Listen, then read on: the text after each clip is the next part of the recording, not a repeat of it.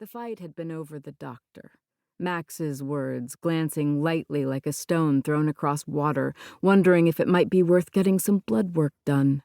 Because surely there must be some explanation for these mood swings, some levels and numbers and precise indicia that could be calibrated, the way Max calibrated everything.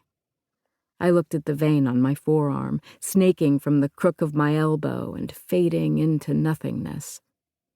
I thought of the unfriendly nurse who always complained about my treacherous blood, the way it hid from her needle, refusing to yield itself up for tests. "Your veins are practically invisible." The laugh that barked out of me was involuntary. "I'll get myself some coffee in a minute." I took the rings off my finger and slipped them back over the porcelain hand on the counter, which was cold and unyielding but tangible. My robe, oversized and ratty, terry cloth stained with the spit-up of babies long since grown up, was hanging from the hook on the door.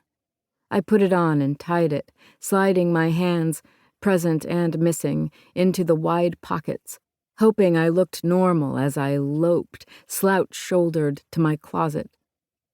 Beneath the shelves of purses I didn't carry and shoes I didn't wear, I had a dovetailed drawer filled with gloves the California weather never called for.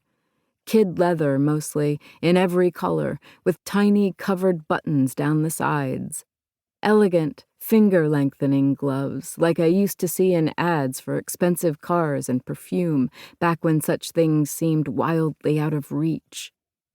I selected a Kelly green pair and shoved my hand and my non-hand into them, breathing a sigh of relief at symmetry restored.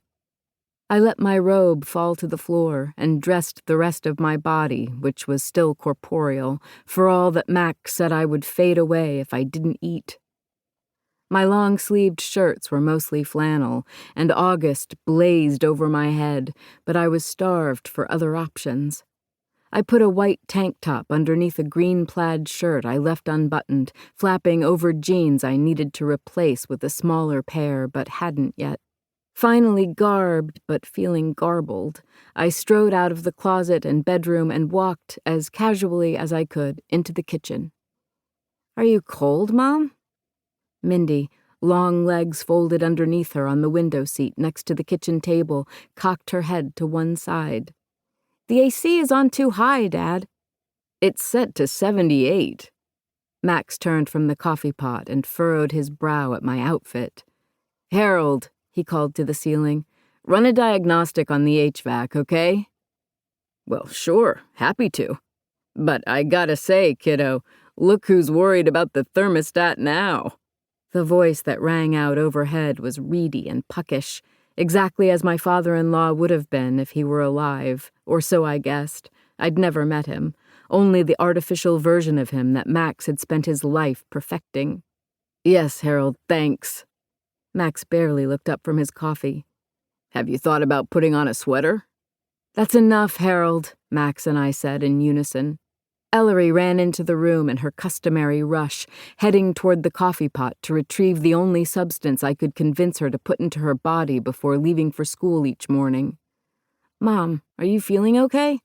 Why are you wearing gloves?" I shrugged and delivered the lie I'd already thought of. "I sliced my hands up pretty good gardening yesterday.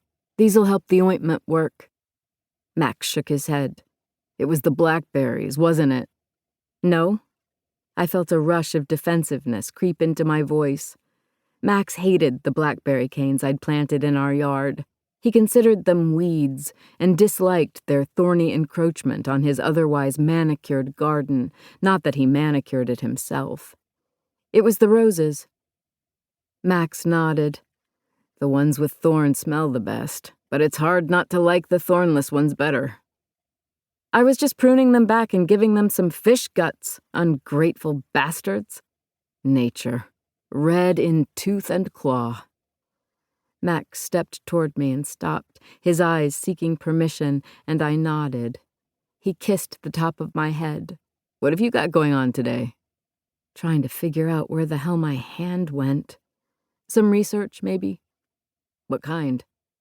"Hand restoration. Hand disappeared, what do I do? Marty McFly syndrome?"